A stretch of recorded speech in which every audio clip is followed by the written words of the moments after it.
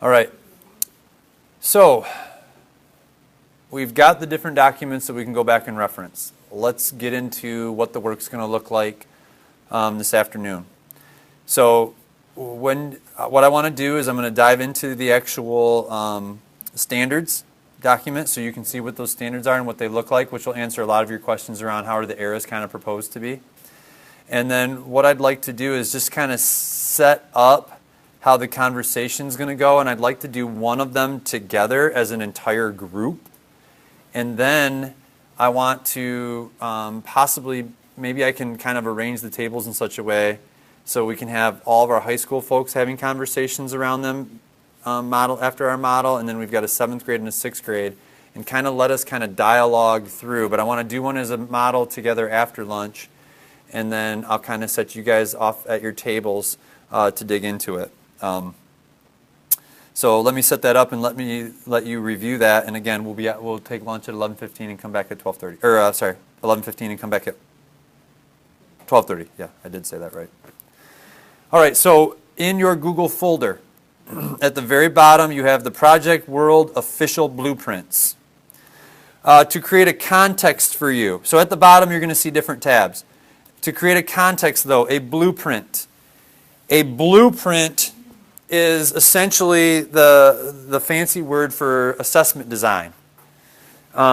Anytime you go to actually create an assessment, you should make sure you've done a blueprint of that assessment. Now, ideally, we would have done our blueprint in conjunction with the larger group, but because there's, as you'll see, 8 or 9, maybe 10 ISDs splitting this work up, we left it kind of up to David and Becky, so there was less chiefs making the decision to kind of take a shot at organization. So I think you're going to see some of the proposed, or what I would anticipate the proposed testlets to be.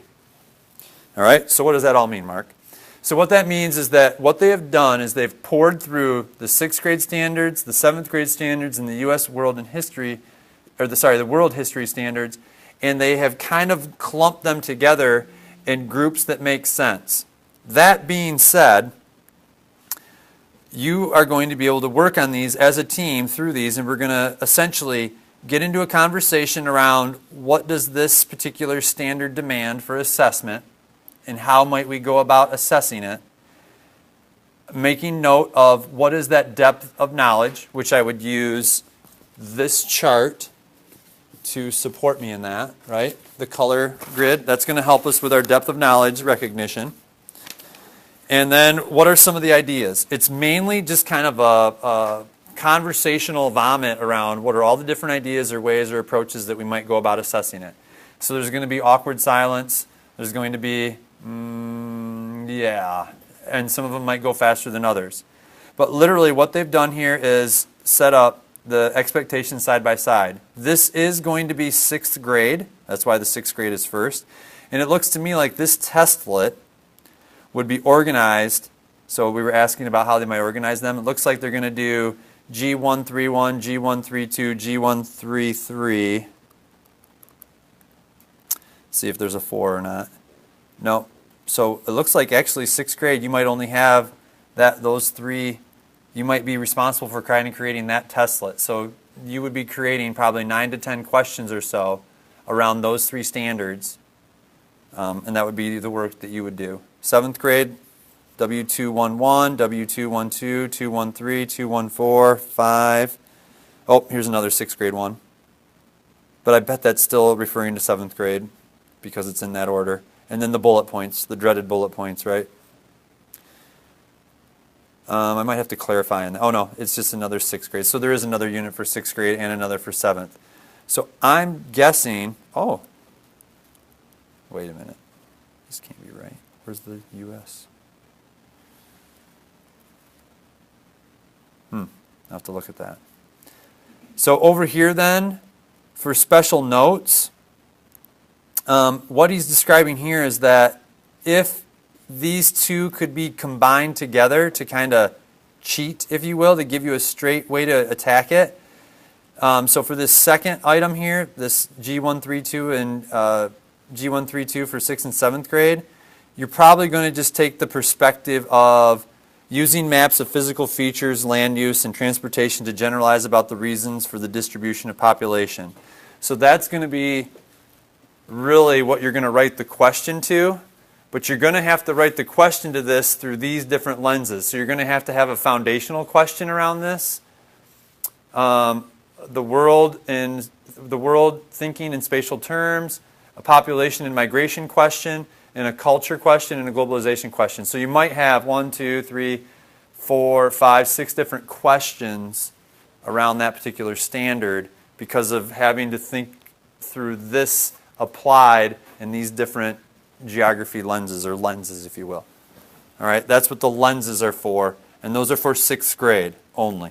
And 6th grade would do that on the 7th grade one, or 7th grade's doing that with the 6th grade in mind? 6th grade is doing that with 6th grade in mind. Because what they did was they took the 6th grade standards that spoke the most to geography, and they put the 7th grade language there so you could see what the 7th grade language was. And then this is really getting at probably most likely some of this thinking, this geographical spatial thinking. That's where the lenses are going to come in.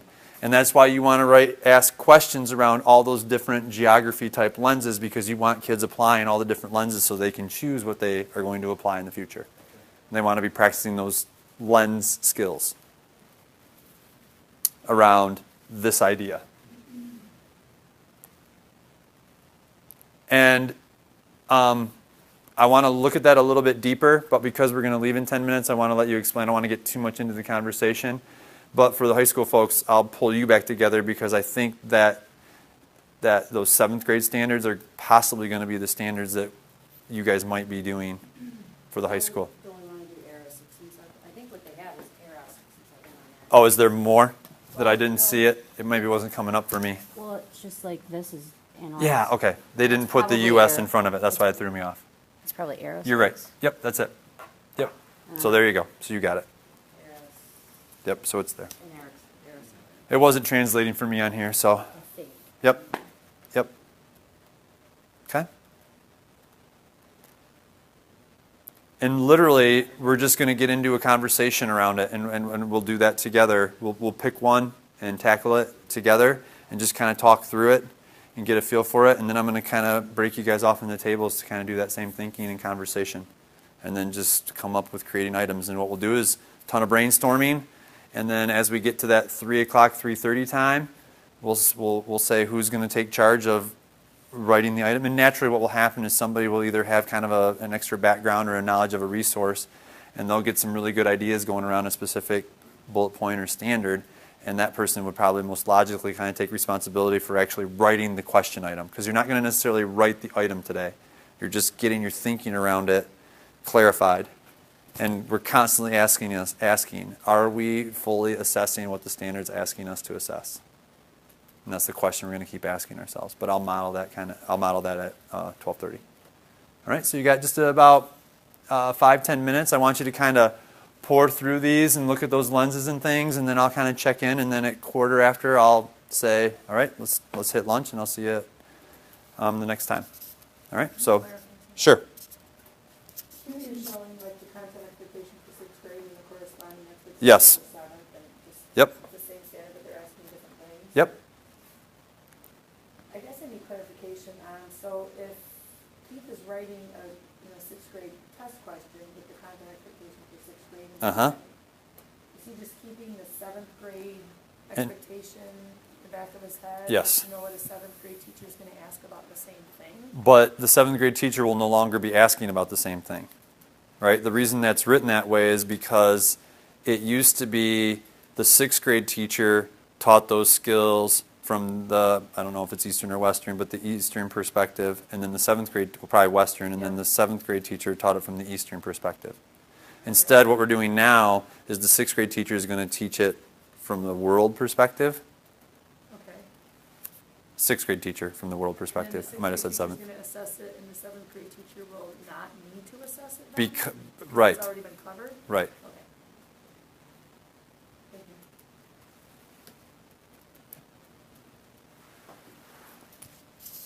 Okay? So just kind of look at them so you can kind of see what standards and kind of how it's patterned out. And then, like I said, I'll let you know when it's time to break, and then we'll come back after lunch and dive into it.